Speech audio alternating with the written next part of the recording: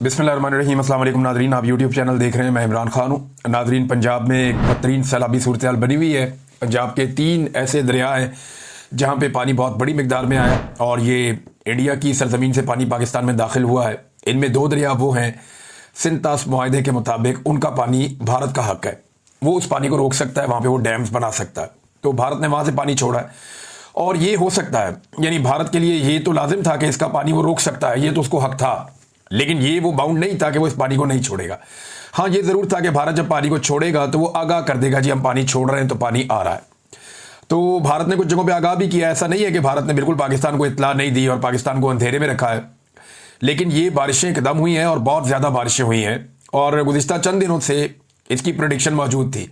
यानी 19 तारीख को मुझे अच्छी तरह याद है कि ओन अब्बास साहब ने असम्बली में खड़े होकर ये बात बताई थी, सेनेटर ने, कि सैलाबी सूरत हाल पैदा हो रही है और उनके अंदाजे के मुताबिक जनूबी पंजाब और सिंध 1 सितंबर तक डूब जाएंगे और वहां पे सूरत हाल बहुत ख़राब हो जाएगी। तो हुकूमत को होश के नाखून लेने चाहिए और उस तरफ तवज्जो देनी चाहिए। तो इसका आइडिया तो था। महकमा मौसमियात जो काम कर रहा था, जो बैनुल अक़वामी रिपोर्ट्स आ रही थी, वो ये बता रही थी कि यहाँ पे इस रीजन में अनएक्सपेक्टेड रेन्स होंगी, बहुत तेज़ी से बारिशें होंगी, क्लाउड बर्स्ट होंगे और ये जो पानी है ये नीचे की तरफ आएगा और अब वो पानी कश्मीर की तरफ से निकल के नीचे आ रहा है। इसमें जो भारत से पाकिस्तान में पानी दाखिल हुआ दरिया सतलुज में, उसने बहुत बड़ी तबाही फेरी है। पसरूर हो या कसूर हो या आगे बहुत सारे देहात हैं, ये लगभग सैकड़ों देहात हैं जो ज़ेरे आब आ गए हैं और यहाँ पे बहुत नुकसान हुआ फसलों का, क्योंकि ये सारा जो एरिया है ये पंजाब की फूड बास्केट है। यानी अगर मैं आपको ये बताऊं कि बहावल नगर तक डूब गया है तो ये बिल्कुल दुरुस्त इतला है कि बहावल नगर में भी बहुत सारे जो देहात हैं वो पानी से भर गए हैं और फसलें तबाह हो गई हैं। किसानों के ट्यूबवेल तबाह हो गए, उनकी फसलें तबाह हो गई, उनकी जो खड़ी फसलें हैं उनमें पानी घुस गया है। मशीनरी जो किसानों की है बहुत कीमती, वो तबाह हो गई है। मवेशियों का बहुत नुकसान हुआ। यानी इस दरिया में बहते हुए बेशुमार हमने देखा कि मवेशी आ रहे हैं और उनमें से बहुत सारों की लाशें हैं जो दरिया में बह रही हैं। अब एक एक जानवर जो है वो भी बहुत लाखों रुपए का है। मवेशी बड़े कीमती है लेकिन उनका नुकसान हो रहा है। दरिया रावी, इसमें बड़े अरसे के बाद इतनी तुगयानी देखी गई है और रावी का पानी पूरा करने के लिए हम दरिया चनाब से लेकर आते थे पानी, लेकिन रावी में जब भारत ने पानी छोड़ा तो ये साइफन के पास से नीचे, आप पहले तो आप शुरू हो जाए ना ऊपर नारोवाल वाली साइड से, तो बड़ा खौफनाक वहां पे सैलाब था। जस्सड़ वाली साइड पे बड़ा खौफनाक सैलाब था। फिर ये काला शकाकू की तरफ आता है नीचे से, फिर ये लाहौर से गुजर के आगे जाएगा हेड बल्लो की और वहां से फर्दर आगे की तरफ मूव करेगा, दरिया सिंध की तरफ जाएगा पंजाब को क्रॉस करता हुआ। तो यहाँ पे एक सैलाब है, सिर्फ 1-2 जगहों को छोड़ के बाकी जगहों पर दरमियाने दर्जे का है और 1-2 जगह पे खतरनाक सैलाब है। जो सबसे ज्यादा मुश्किल सूरत हाल बनी है वो दरिया चनाब में बनी है। अब ये पानी का जो है ना, मुकम्मल पाकिस्तान का हक है इस पानी पर, इसमें भारत पानी रोक नहीं सकता। हुआ यह है कि अगर भारत पानी ना रोकता तो ये फ्लो के साथ पानी आता रहता और काफी दिनों में ये पानी गुजरता। भारत ने दरिया चनाब के ऊपर बंद बांध के पानी कई जगह पे रोका हुआ है। ये जो गैर कानूनी काम भारत ने किया है, सिंध तास मुआहदे की खिलाफ वर्जी की है, वो पानी जब वहां पे जमा हो गया और फिर जब बारिशें बहुत ज्यादा हुई तो भारत ने ना सिर्फ वो बारिशों का पानी आया पाकिस्तान में, बल्कि भारत ने वो बंद खोल दिए और उनकी वजह से अनएक्सपेक्टेडली बहुत बड़ी मिकदार में पानी पाकिस्तान में दाखिल हुआ और अब तक जो इलाके डूबे हैं मैं उनकी तफसीलात आपको, सियालकोट, वजीराबाद, पसरूर, नारोवाल, कसूर, पाकपतन, मंडी बहाउद्दीन, ये कादराबाद, हेड कादराबाद है वहां पे एक, और उससे पहले कुछ देहात है। तो हेड कादराबाद को बचाने के लिए कि ये हेड टूट जाएगा और इसके ऊपर बहुत दबाव बढ़ रहा है, तो 2 जगह पे धमाके किए गए और मंडी बहाउद्दीन की जानिब पानी छोड़ा गया, वहां बहुत फसलें तबाह हुई हैं, लेकिन हेड कादराबाद को बचाने के लिए ये करना पड़ा वहां पे। फिर उसके बाद मुख्तलिफ और जगहों पे बंद तोड़े जा रहे हैं। बहावल नगर भी डूब गया है, किसानों की मशीनरी, खड़ी फसलें। अब ये जो नुकसान है ये अरबों रुपए का है। क्या ये नुकसान पूरा किया जाएगा, बड़ा सवाल ये है। तो ऐसा माजी में तो नहीं हुआ कि किसानों का और जो गरीब देहाती हैं उनका नुकसान पूरा किया जाए। सिर्फ चंद जगहों पर हमने देखा, लाहौर में या 1-2 और शहरों में, कि थोड़ी सी एक्टिविटी इंतजामिया ने दिखाई और कहीं पे वो हूटर शूटर चलाए, उन्होंने बाजे बाजे बजाए और उन्होंने बताया जनाब कि वो अलर्ट हैं, वो काम करना चाहते हैं। 1-2 जगह पे टिकटॉक्स वगैरह बनी है, ब्यूरोक्रेसी के लोग गए जाके उन्होंने बनाई है, लेकिन ओवरऑल अगर आप पंजाब की बात करें तो देहातियों को अकेला छोड़ दिया। 90% डूबने वाले लोगों तक पहुंचा ही कोई नहीं।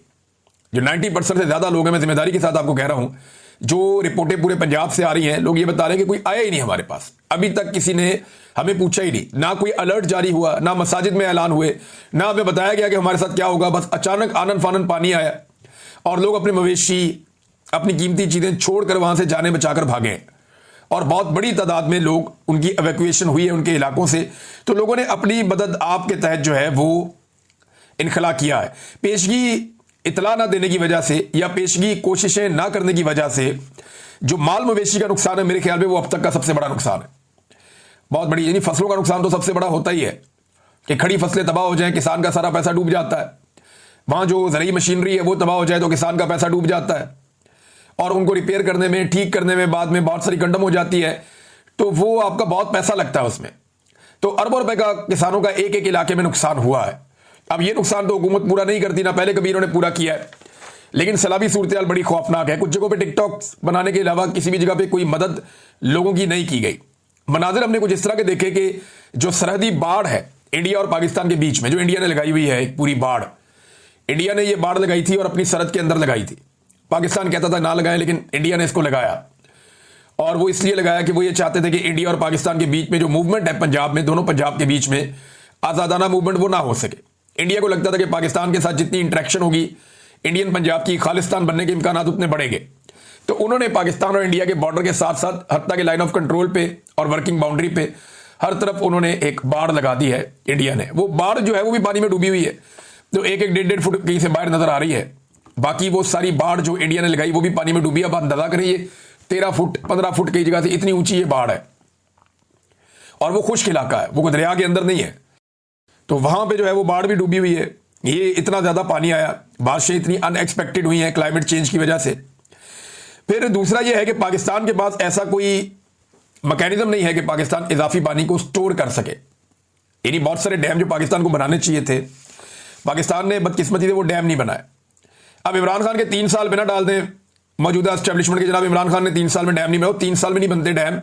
हालांकि इमरान खान साहब को जो हुकूमत मिली तो उन्होंने बहुत सारे डैम शुरू किए, लेकिन जो एक्चुअली डैम बनता है वो तो डैम बनने में 10 साल 15 साल कम से कम इतना टाइम लगता है बड़े डैम बनने में। और इमरान खान साहब को तो 3 साल होश ही नहीं आने दी, बीच में कोरोना वायरस भी आ गया 1.5 साल, और इसके बावजूद उन्होंने बहुत सारे पानी जखीरा करने के स्टोरेज बनाए। खैबर पख्तूनख्वा में बहुत सारी मिसालें आपको मिलती हैं, हत्ता कि वो पंजाब में भी काम करना शुरू करने लगे थे, लेकिन फिर जो उनके साथ हुआ वो आप सब अच्छी तरह जानते हैं। अब हमारे पास एक तरबेला और मंगला के अलावा डैम नहीं है बड़ा कोई। हमें बड़े डैम्स बनाने थे जो हमने नहीं बनाए। ये डैम हमने क्यों नहीं बनाए, इसकी एक सादा वजह मैं आपको बताता हूं कि आईपीपी से बहुत पैसा आता है, सरमायाकार बहुत पैसा देते हैं। ये जो आईपीपी होते हैं ना, इन्हें आप कहते हैं ये बिजली बनाने के किराए के कारखाने। ये जो बिजली बना के बेचते हैं ना, तो सरकार इनको पैसा देती है बिल की मद में। अब आईपीपी की वजह से पाकिस्तान में बिजली बहुत महंगी है, बहुत महंगी है। इतनी महंगी है कि आप 1 यूनिट इस्तेमाल करें तो आपको 3 या 4 यूनिट के पैसे देने पड़ते हैं, और वो भी कई गुना ज्यादा पैसे देना पड़ते हैं। यानी बिजली वैसे महंगी हो गई और वो भी आप 3 गुना ज्यादा पैसे दे रहे हैं, और कैपेसिटी पेमेंट आप दे रहे हैं, इजाफी पैसा दे रहे हैं। जो बिजली वो नहीं बना रहे वो पैसा भी आप उनको दे रहे हैं। तो इसमें आईपीपी में कमीशन बहुत बड़ा होता है। एस्टेब्लिशमेंट भी लेती है, हुक्मरान भी लेते हैं, सियासतदान भी लेते हैं, ब्यूरोक्रेट्स भी लेते हैं, सारे अपना अपना कमीशन निकालते हैं। हर किसी की जेब में अरबों रुपया जाता है। तो ये अरबों रुपया कमाने से उनको फुर्सत नहीं थी। अगर वो डैम्स बनाते तो ये अरबों रुपए की दिहाड़ियां बंद हो जाती। लिहाजा उन्होंने डैम बनाने के बजाय आईपीपी लगाने पसंद किए। पाकिस्तान की जरूरत थी 20,000 22,000 मेगावाट, लेकिन इन्होंने आईपीपी लगाए 45,000 मेगावाट के। वजह क्या है?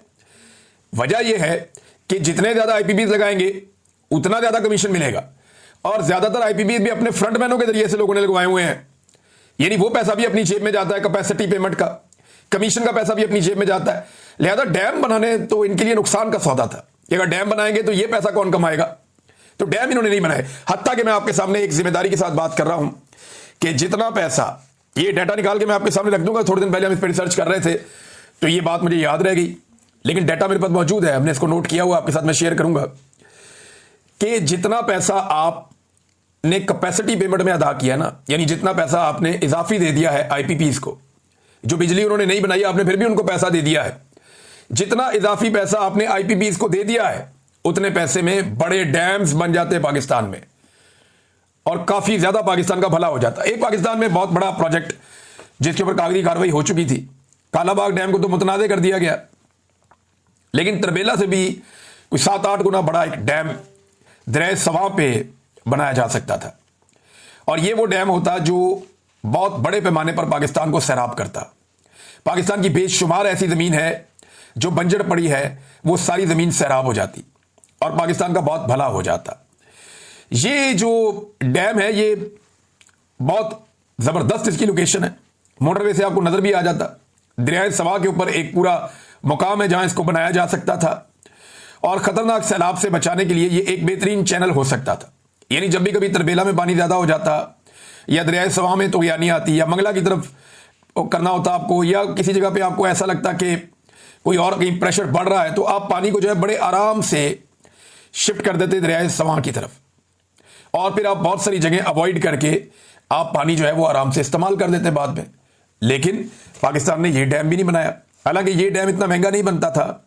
मेरे पास एक दफ़ा कुछ टेक्निकल लोग आए थे और उन्होंने आकर मुझे इसकी सारी ब्रीफिंग दी थी। उन्होंने बताया था कि ये डैम पाकिस्तान में बनना चाहिए और अगर ये डैम बन गया तो सॉल्ट रेंज के साथ साथ पूरा जो पंजाब का अपर पंजाब का इलाका है वो सारा ना सिर्फ बेहतरीन तरीके से सैराब हो जाएगा बल्कि जो सैलाबों के बड़े बड़े खतरात हैं वो बड़े लंबे अरसे तक के लिए टल जाएंगे और सैकड़ों साल तक पाकिस्तान को फायदा होगा। लेकिन वो डैम नहीं बनाया गया, बदकिस्मती पाकिस्तान की।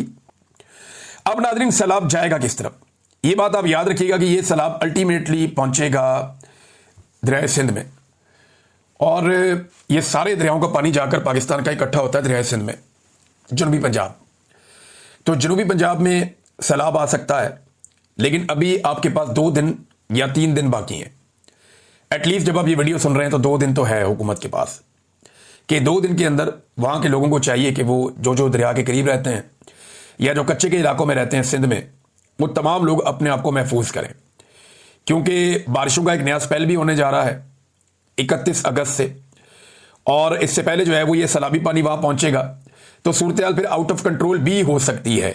अल्लाह करे नुकसान ना हो, लेकिन जो दिखाई दे रहा है या जो अब तक आदादोशुमार आ रहे हैं पानी के बहने के, ये पानी सारा उस तरफ जा रहा है और जनूबी पंजाब और सिंध ये शदीद खतरे में होंगे। जुल्फ़िकार अली भुट्टो जूनियर का एक स्टेटमेंट आया और जूनियर ने यह कहा कि लोग अपने आप को खुद बचाएं। पंजाब में सैलाब आ चुका है, बहुत सारे इलाके जो है वो डूब गए हैं, हमें उसका बड़ा अफसोस है।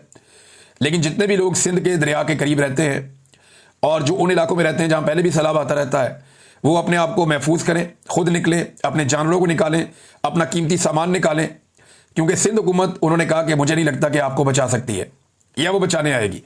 तो सिंध हुकूमत जो है वो नॉर्मली जब भी कभी सैलाब आता है तो वो एक बैरूनी दौरा रख लेते हैं और उसमें वो दुनिया से पैसे इकट्ठे करके लाके, वो पैसे पता नहीं किधर गए समझ नहीं आती। अभी को 2-4 घर ऐसे थे जिनमें से एक घर के अंदर बिलावल ने बैठ के थोड़ी टिकटॉक बनाई थी थोड़े दिन पहले, कोई वीडियो शीडियो बना के डाला। अच्छी बात है घर बना किसी का, लेकिन बात यह कि सिंध हुकूमत ने टोटल कितने घर बनाए, कितने लोगों को घरों में शिफ्ट किया है।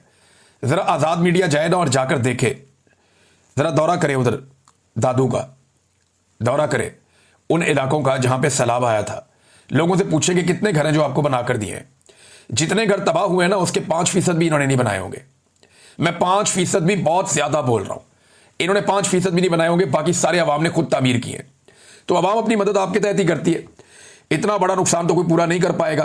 बहरहाल हुकूमत को फौरी तौर पर होश के नाखून लेने चाहिए और जिन इलाकों की तरफ ये पानी बढ़ रहा है वहां पे अपनी एक्टिविटी को तेज करना चाहिए, लोगों को वहां पे आगाही देनी चाहिए और जो खतरनाक इलाके हैं उन्हें खाली करने में लोगों की मदद करनी चाहिए ताकि लोग पहले की तरह धोखे में ना मारे जाएं, बल्कि अपना कीमती सामान उन इलाकों से निकाल लें।